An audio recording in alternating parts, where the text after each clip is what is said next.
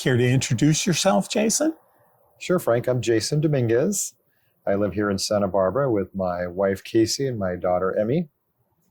And I'm a lawyer by trade and do a little litigation and a little bit of tribal law. And Jason, we've known each other for some long little while, huh?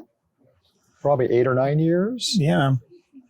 Anyway, I remember the time I was new in town. I was sitting in on a city meeting, and at the end of the meeting, you approached and handed me your business card. And ever since then, we've been acquaintances / friends. Including a fun sojourn to Portland, Oregon. Oh, that's right. Portland, Oregon. We were a party of 11 back in 2017.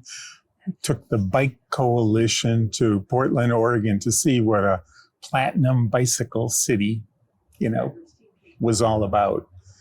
And what a fun time that was. We met everybody in the city. We rode everywhere. Maybe not all the bridges, but we covered a lot of ground.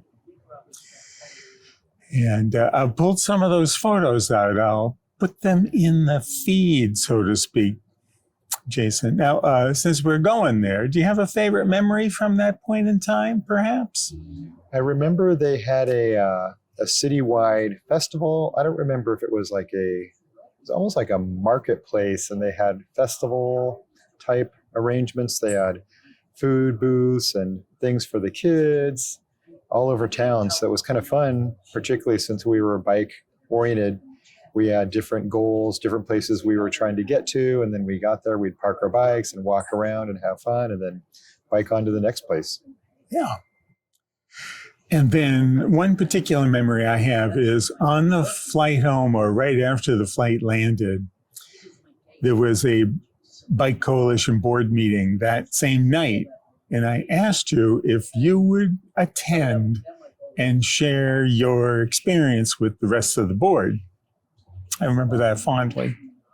I think I came in with an interesting philosophy, having kind of this hybrid point of view, having grown up in Southern California, so used to good weather and biking to school as a kid and biking on college campus. I went to Stanford and then Berkeley, so biked around.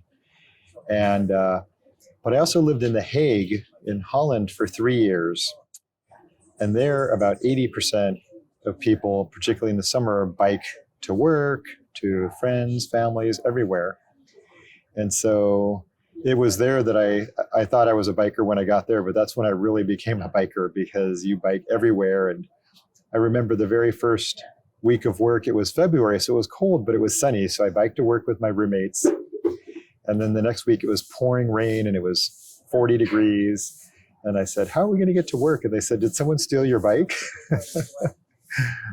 And so I realized they all ride bikes with a brake, a coaster brake. So you carry an umbrella in one hand, right, steer with the other, brake with your feet. Santa Barbara's got a ways to go before we have the same kind of bicycle infrastructure as The Hague, huh? I thought we'd talk about that, since this series of interviews you're a part of now is what I'm calling my denizens of State Street. And the street's been close to cars for many years now, several years now. What are some of your observations? So I tend to bike with my daughter now, and so it's a different experience. And I like the street being closed for safety reasons. So if we're biking together, when she was smaller, we had the little wagon that went behind the bike. Then we had the seat that goes above the rack on the rear tire. And now I have an attachment where she can pedal and hold steering wheels, but it's attached to my bike. And so they provide different risks and different comforts. And it's just nicer to have a nice street where we can bike a fair amount of distance. And there's things to see and some excitement, but without having cars. So for us, it's a great thing. We love it. One of the achievements that I'm proud of when I was on city council was passing the master bike plan and putting in the Alisos bike corridor, where we turn some of the streets, the signage around. Speaking of bikes, we've got some local bike riders right here. we'll see how they approach these stairs on their electric bikes.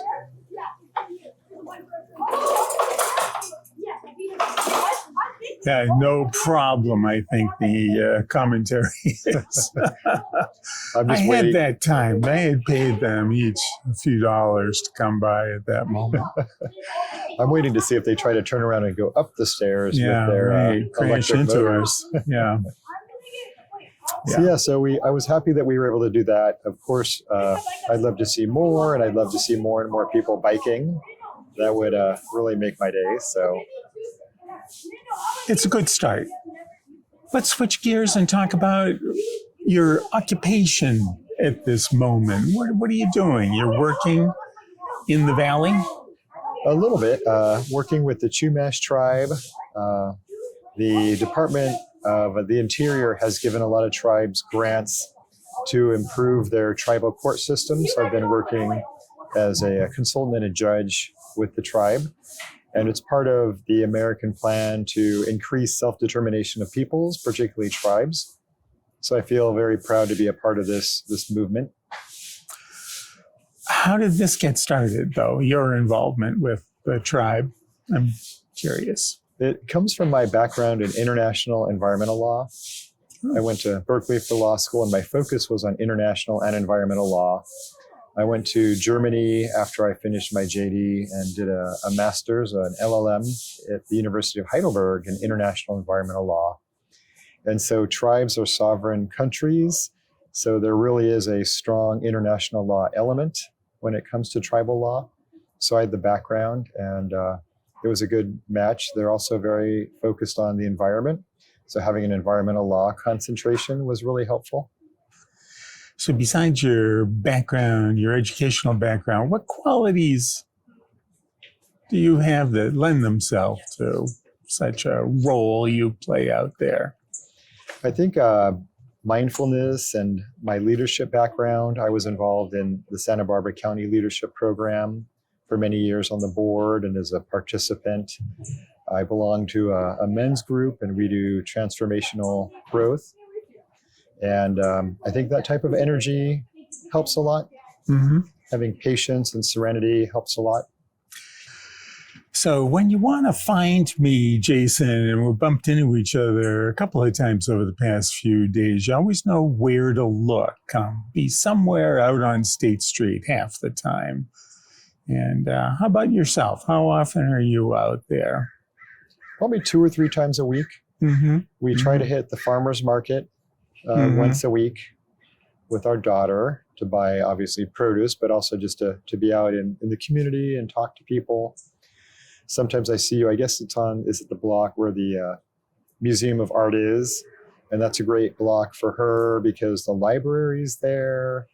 There's a bookstore. There's the museum gift store. So lots of things for her to look at. There's a children's store on the next block up State Street. There's a lot of food offerings, which is important with the toddler. So many things here at the public market. You're making a strong case here, Jason, for that's the ideal block, it sounds like, for parents and young children, huh? It really is. Yeah. I was surprised walking recently. There was a couple openings on the 700 block and the 500 block. I think it's still, State Street's still fairly well occupied compared to maybe some of the years where there was lower occupancy. But I'd love to see it even further occupied. And I think with the addition of some residential units along State Street, that'll help with more customers. And as you reduce the office space and commercial space, that gives the remaining businesses less competition and more, more demand from consumers because of that. Right. I walked through Paseo Nuevo today, and there's quite a few vacancies in there too over time. They just look better because they polished them up. They put uniform window coverings on the little shops so that it doesn't look so bad. But anyway, Santa Barbara's kind of got too much retail, I've often thought. Yeah, and that's what a study that we chartered as the city council showed that they came in and they measured the square footage and looked at how many people shop there and compared it to formulas around the country, and it was too high. So they definitely recommended a few industries that could shrink without any noticeable difference. And I've had this idea that if we took the row of buildings on State Street in front of City Hall, they're short buildings, so there's not a lot of volume. We could take that side of State Street, combine it with Paseo Nuevo, and we could really do a grand civic center where we had mixed use. We have residential, commercial, and some municipal space. We could put in maybe an amphitheater or something that really says, hey, this is the center of town. And if you have that much space in a city, it really is a godsend. Most cities don't ever have the ability to take that much space right in the center of downtown and reconfigure it. Yeah, repurpose it. Yeah. And I don't think too many people would be saddened by the loss of Paseo Nuevo, given the architectural mishmash it is. Yeah. Like to see more housing in there. Yeah. And given how much of the property interest the government already has, I think it's definitely a financial possibility to collect all of that land and make a nice project. Yeah. That would be a winner. Let's switch gears again. You mentioned the city council once or twice, Jason. When did you leave the city council? What year was that? The city council in 2020, about a week after my daughter was born. Oh, nice. I was promoted from city council member to papa. Yeah. Do you have any aspirations to return to politics? I wouldn't say I have any aspirations, but if there was a need to serve and I felt like I could work with people and achieve some positive outcomes, I might be interested in doing it again, maybe when my daughter is older and there's less duties on that front, or if I'm retired. It really does take a lot of time if you're passionate about the issues, because this city demands a lot of time because we have an airport, we have a waterfront, we have water needs. When I was on council, we re-permitted and brought the desal plant back to life. And so there's a lot of things like that really require a complex analysis. The Tejaguas landfill was an issue when I was on council, and it's going to come back as an issue in the next few years. So there's definitely some complexity there. I felt like I was pretty well suited with my environmental law background and having a city attorney experience and county council experience. I was able to step in even as a new council member and make a contribution. The residents of Santa Barbara like to get involved when there's an issue that comes up. They expect, outreach sessions in the neighborhoods or in the schools to talk about it. That adds up to a lot of time. It does. Yeah. And it's nice to have people's opinions, because I personally saw the role as someone who represents the people. And in my case, it was the East Side, District 1. And what are their viewpoints? What do they want to have done? And my job was to reconcile that with maybe a difference citywide and figure out how we create a win-win. How do we create housing for people who live on the East Side or who need housing in the city that doesn't burden just the East Side with some of the traffic and high density? Right. I like the way you put that you left the city council, what did you say, a month after your daughter was born? A week.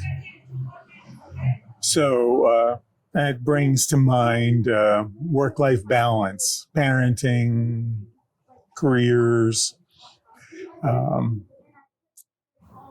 Let's talk about that for a minute. Was that a big transition for you, finding that balance? It was a big transition in the sense of just a change in day-to-day scheduling and not sleeping for a few months, and supporting my wife with some of her needs, her new needs as a new mom. So it was just shifting things around. And luckily, we've been thinking about it for a long time. We had friends and family whose experiences we could draw upon. Right. And we were just so excited that it made it a lot easier. Do you have extended family in the community? We don't have extended family, but my parents are pretty close. Yeah. And they came in quite frequently, and my brother. Yeah. And then Casey's family came in quite a bit. Yeah.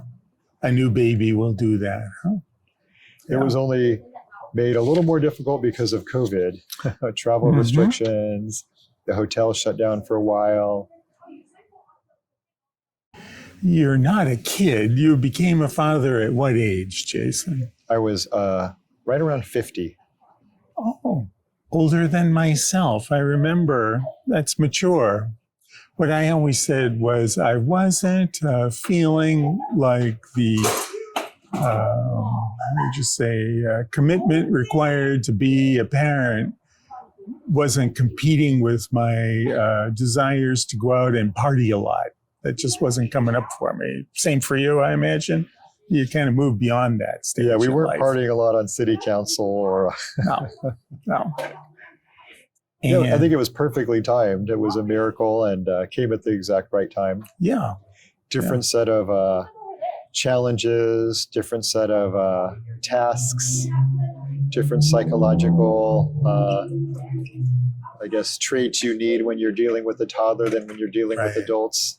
And so we relished it, we cherished it, and everyone told us, you need to treasure these years because they'll be over and They you'll fly wish. by. Yeah. I remember taking my son to the playground. It was just a block away. And people asking me about my grandchild. 'Cause I was a mature fellow too. I've only been grandpa'd once, so far Oh, so yeah. good, knock on wood. Yeah. Maybe it's just Irish, the Irish in me, but as I anticipated becoming a parent and later in life, had a lot of time to think about it, there was a subject on my mind, how I was going to be a better parent than how I was going to be a better father than my father. And I had some ideas about that at the time. How about for yourself? Did you have any? Well, I knew that I would be a different father because being probably 2 decades older biologically when my child was born than he was when I was born.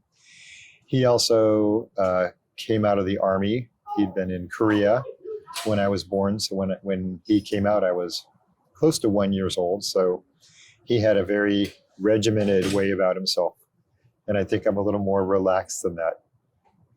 Well, my dad was also one of the boys' groups leaders. And I remember he would pile us all into the VW van and we'd go to Lake Kachuma and El Capitan. He definitely wanted us to experience the outdoors, and it was great. He and my mom both studied while we were growing up. They both did their college education while we were kids, which was very impactful. They both went to Cal State LA. So they were studying at the kitchen table, and my brother and I were up there with our probably coloring books at one point, and then comic books, and then finally young adult books. But because it took my parents a few years taking turns, we were continually exposed to the concept of studying. And that's why my brother and I were both so academically successful, I'm guessing. Oh, yeah. We both went to Stanford. We were taking some classes at Caltech when we were teenagers, and that really pushed us. And but I can't help but think it's because our parents were really going to college when we were kids that we absorbed all of that. And the expectation for us was we're going to go to college too, because we saw them doing it and it looked like fun and looked doable. Mm-hmm. Yeah, the average family in Santa Barbara with 1 or 2 children or whatever, wow, they face great challenges with the cost of housing, the availability of housing. That's not getting any better, is it? No. I think another difference is just the attitude towards parenting, or maybe just for Casey and I, we saw Emmy as just, hey, this is an opportunity for more love in our household, a third, human being, but not just, that's a very quantitative way to look at it. But we thought, Right. hey, the reason we want this is for the relationship, for the joy, for the happiness. And I think at our age, it was easier to see it very intentionally and make sure that we took steps to reduce stress to the extent possible and set ourselves up for success, which has been great. Great. Very well said, Jason. Thank you.